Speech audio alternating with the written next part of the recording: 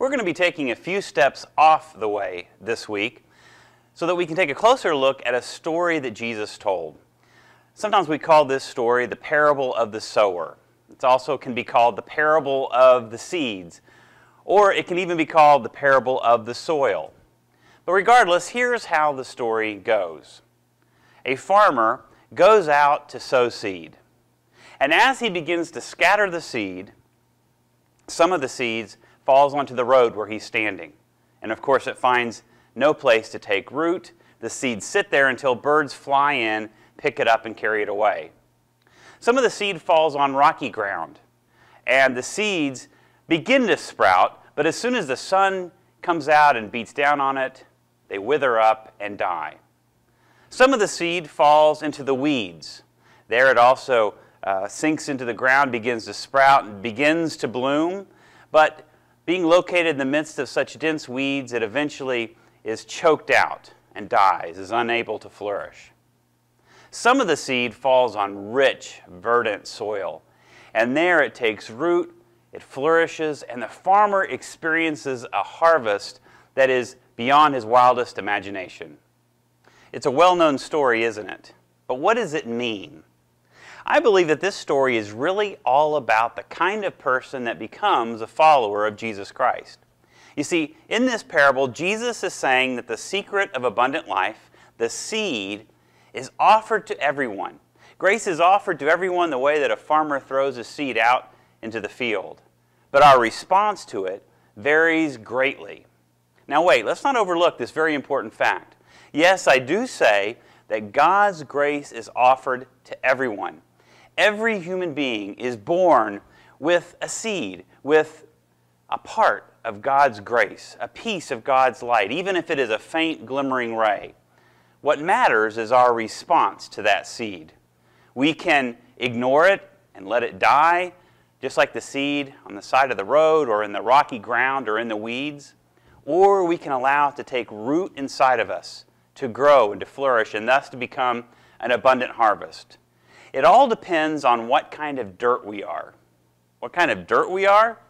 Yeah, listen to this expert and you'll see why. Soil is very important to the growth of plants.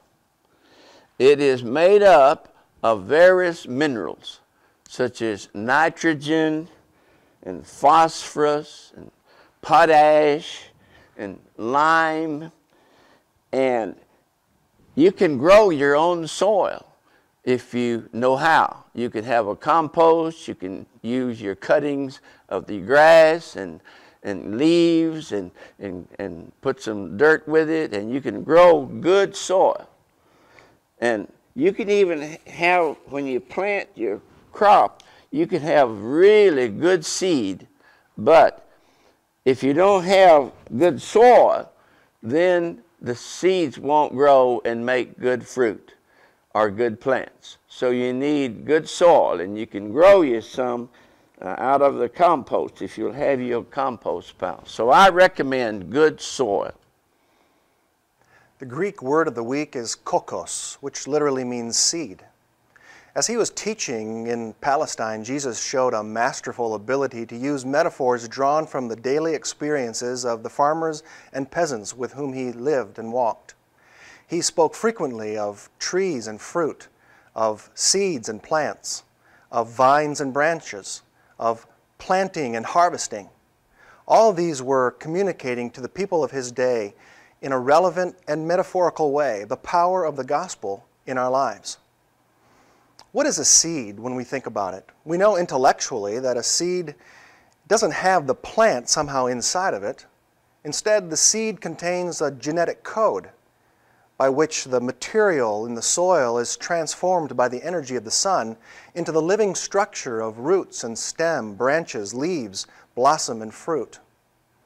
The code is there in the seed, but the conditions surrounding that seed have to be just right for that code to be turned on.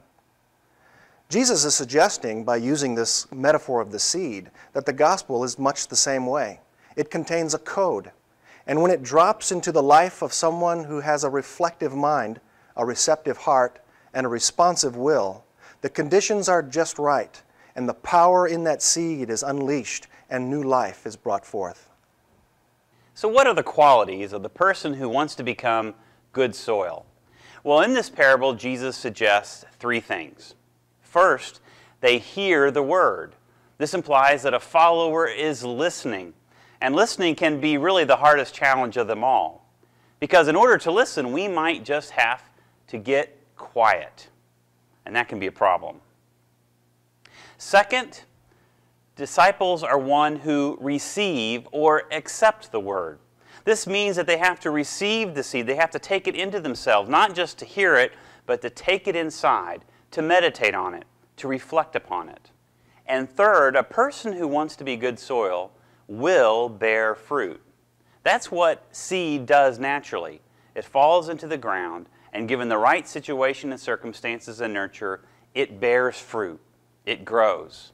And so, if we hear and receive and accept the word in us, then we also will naturally grow and bear fruit. We will act. We will do something with that faith. We will reap a good harvest. John Wesley here again. It's important to remember what I said frequently about grace. Everyone has a greater or less measure of some grace. Everyone has sooner or later good desires, though most people stifle them before they can strike deep root or produce any considerable fruit. Everyone has some measure of that light, some faint, glimmering ray, which sooner or later, more or less, enlightens every person that comes into the world.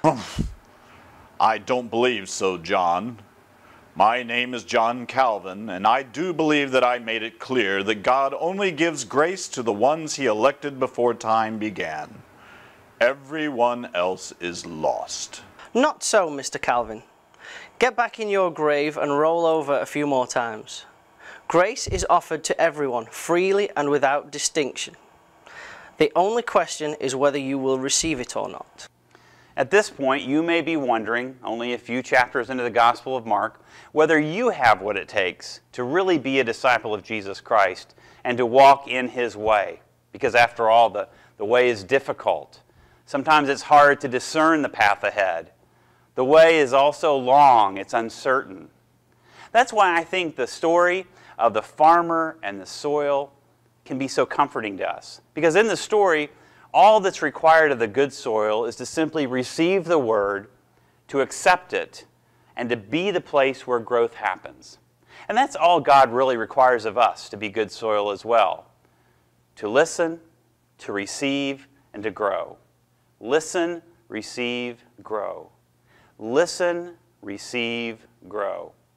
See you next time on The Way.